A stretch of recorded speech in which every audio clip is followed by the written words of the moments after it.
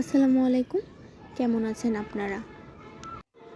আজকে আমি আলু দিয়ে ময়া মাছের চচ্চড়ি তৈরি করে দেখাবো। এর জন্য আমি এখানে নিয়েছি 250 গ্রাম ময়া মাছ আর মিডিয়াম সাইজের 2টা আলু কুচি করে কেটে নিয়েছি। তো এখন আমি পরিমাণ মতো তেল দিয়ে দিলাম। এবার দিয়ে দিচ্ছি মিডিয়াম সাইজের 4টা পেঁয়াজ কুচি, 6টা কাঁচামরিচ ফালি করে দিয়ে দিচ্ছি। তারপর পেঁয়াজগুলো নেড়ে হালকা নরম করে নিতে হবে। এরপর পরিমাণ মতো লবণ দিয়ে দিলাম, 1.5 টেবিল চামচ আদা, রসুন এবং জিরা বাটা।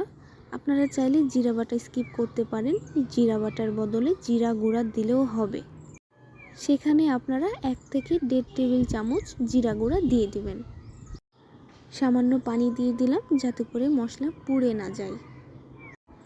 এরপর দিয়ে দিচ্ছি 1 চা চামচ হলুদ গুঁড়া, 1/2 টেবিল চামচ মরিচ গুঁড়া, 1 চা চামচ ধনিয়া গুঁড়া। এবার মশলাগুলো ভালোভাবে কষিয়ে নিতে হবে। আমি আবারও সামান্য পানি দিয়ে কষিয়ে নেব যাতে করে মশলার গন্ধটা চলে যায়। কষানো হয়ে গেলে সামান্য পরিমাণ মশলা মাছে দিয়ে দিব। তো এখন আলু দিয়ে দিলাম, দিয়ে দিচ্ছি একটা তেজপাতা। এখন সেই মাছ আলতোভাবে মশলার সাথে মেখে নিব। আলু ও মাছ সিদ্ধ করার জন্য পরিমাণ মতো পানি দিয়ে দিতে হবে। মাছ আলতোভাবে নেড়ে দিতে হবে যাতে করে মাছ ভেঙে না যায়। এরপর মিডিয়াম জালে রেখে ঢেকে দিতে হবে।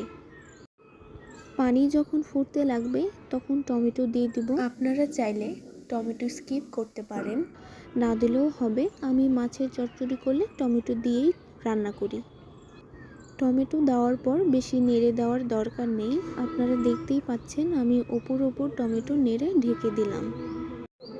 তো এই যে দেখুন সব পানি শুকিয়ে গেছে, আমি এখন নামিয়ে নেব। তৈরি হয়ে গেছে আলু দিয়ে ময়া মাছের চচ্চড়ি। আশা করি আপনাদের ভালো লাগবে। তো আজকে এই পর্যন্তই। সবাই ভালো থাকবেন। আল্লাহ হাফিজ। আসসালামু আলাইকুম।